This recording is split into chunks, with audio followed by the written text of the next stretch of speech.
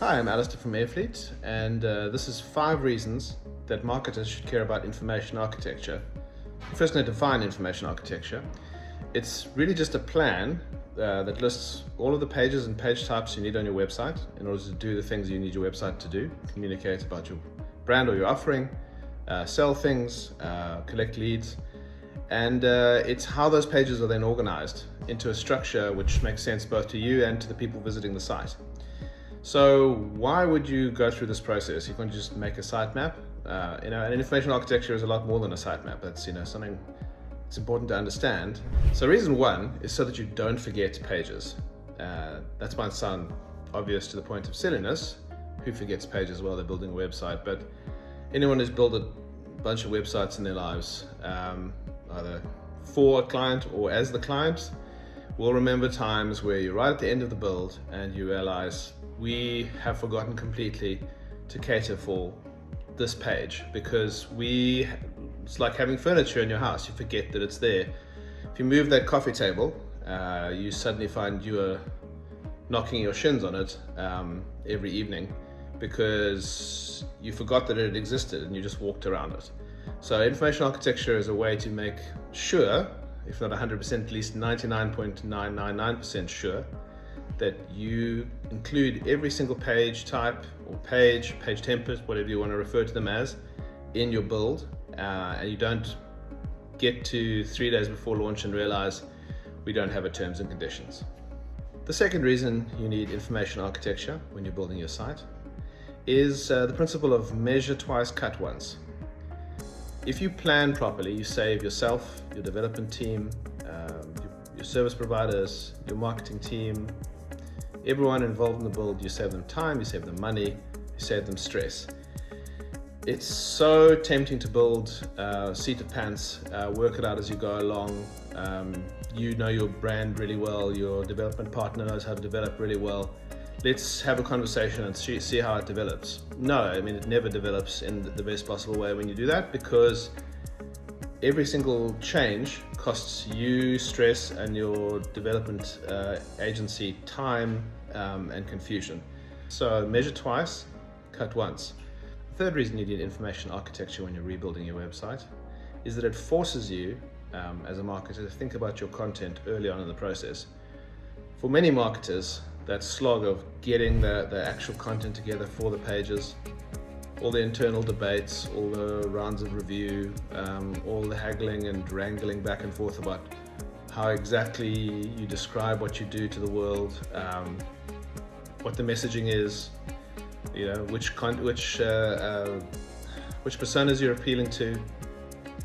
All of those things are painful and are often left until the end, either because of procrastination or because they're difficult to do. Information architecture makes you start to think about and work on those aspects of the website, what it's actually going to say, much earlier on in the process, and that inevitably improves the process. The fourth reason you need information architecture when you're rebuilding your website is a doozy, and that's that it helps you to not make the same mistakes that either you or your predecessors made in the previous version of the website.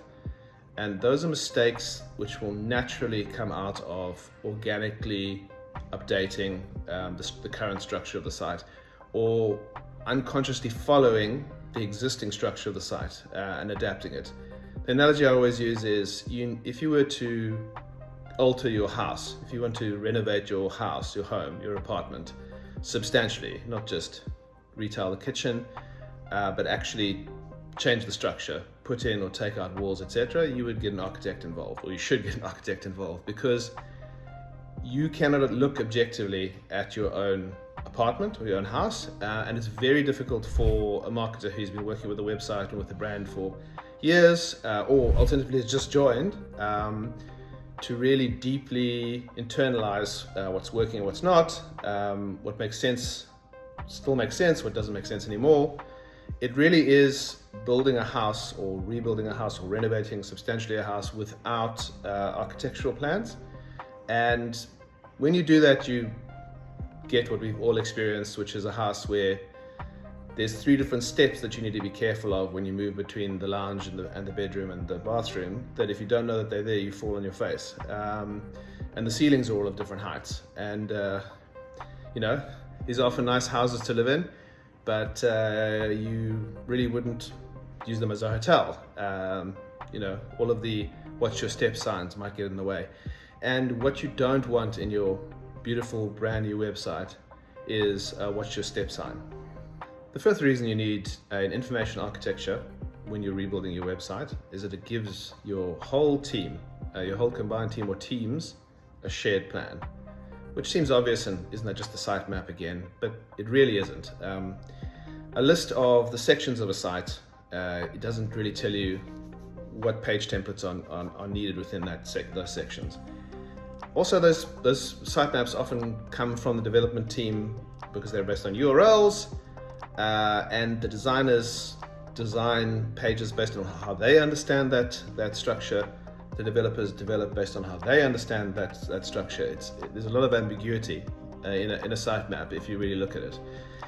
And having a shared structure up front that everyone is using literally the same document. We do it in Figma, but there are plenty of other ways to do it, which the content team, the design team, the development team, the management team, your team, all of you can agree, this is the pencil sketch, the outline of what the website's going to be when it's launched. Not how it's going to look, not how it's going to work, not even how many pages it's going to have necessarily. We don't have to list every blog page, but it is a pencil sketch of the site as a single useful, complete entity. And it allows the content team to write content early on. It allows the designers to design pages with confidence that those are the pages that are needed and they are going to be used for X purpose. And it allows the developers to start off on a strong footing, to develop pages which are reusable, which are easier to run, faster, easier to update. It really is an architectural plan for your entire website, and it really is worth putting in that effort early on.